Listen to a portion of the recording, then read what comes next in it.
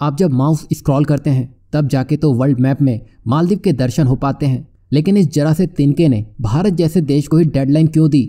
इतनी हिम्मत ये कहाँ से ले आया है? भले ही भारत के लिए रणनीतिक महत्व मालदीव रखता हो, पर इस वजह से ही क्या भारत मालदीव के नखरे ढोता रहेगा? तो ऐसा नहीं है, आप समझिए ये बस कुछ समय के लिए है, क्योंकि मालदीव के नए नेता ये नहीं जानते हैं कि भारत की असली अहमियत क्या है, पर ये तो उनकी सोच है। लेकिन पिछले एक हफ्ते में जो मालदीव के आम लोग और वहाँ की टूर एजेंसियों को जो झेलना पड़ा है वो मोहम्मद मोइज़ू नहीं समझ सकते हैं, क्योंकि तब वो चीन में चाय पीने में लगे थे। यही वजह है कि मालदीव की जनता जिन्होंने मोइज़ू को चुना था, बड़े वादे के साथ इंडिया आउट का नारा देते हुए वे अपने कदम अब खुद पीछे खींचने में लगे हैं, जिसके सबूत हाल ही में हुए माले में मेयर चुनावों से पता चल गया है। दरअसल मालदीव के राष्ट्रपति मोहम्मद मोइज़ू की पार्टी पीपल्स नेशनल कांग्रेस यानी कि पीएनसी राजधानी माले में मेयर चुनाव बुरी तरह से हार चुकी है। बता दें कि जीतने वाली पार्टी मालदीवियन डेमोक्रेटिक पार्टी यानी कि एमडीपी है, जिसे भारत समर्थित माना जाता है। बता दें कि राष्ट्रपति मोहम्मद मोइज़ू इस पोजीशन में काफी समय से हैं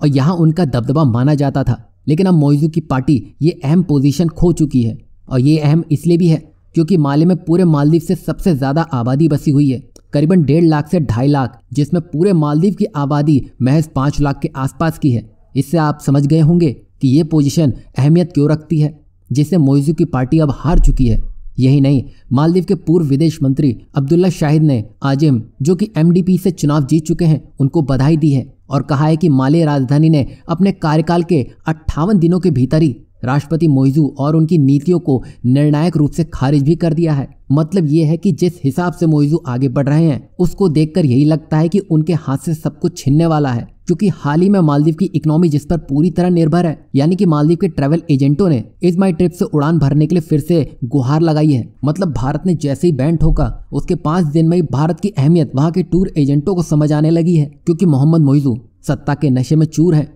पर पेट पर लात तो ट्रैवल टूर एजेंसियों और वहां के होटल इंडस्ट्री को पड़ रही है। तभी जनता के गुस्से ने मोइज़ू को माले से भगा दिया है और ये हार चीन भी देख रहा है, क्योंकि जो उसने लंबे लंबे प्लान मोहम्मद मोइज़ू के साथ मालदीव में रहकर बनाए हैं, उस प्लान के साथ अब आगे बढ़ना चाहिए या नहीं, क्योंकि अब जनता राष्ट्रपति के खिलाफ हो चुकी है और आने वाले जो चुनाव होंगे उसमें क्या गारंटी है कि मोहम्मद मोइज़ू जीतेंगे ही, क्योंकि अब भारत ने एक बड़ी चोट मोहम्मद मोइज़ू को दे दी है। यही वजह है कि चीन को ये डर सता रहा है कि अगर हमने पैसे लगा दिए और ये व्यक्ति सत्ता से हट गया तो हमारे अरबों डॉलर डूब जाएंगे। इसलिए बीजिंग भी इस समय चिंता में डूब चुका है और यही चिंता भारत को फायदा देती हुई नजर आने वाली है, जिसकी झलक वहाँ की आम जनता और टूर एजेंसियों ने दिखा भी दी है। यानी कि अब ये लोग भारत के लिए लड़ाई करेंगे और भारत को दूर से ये बस होते हुए देखना है।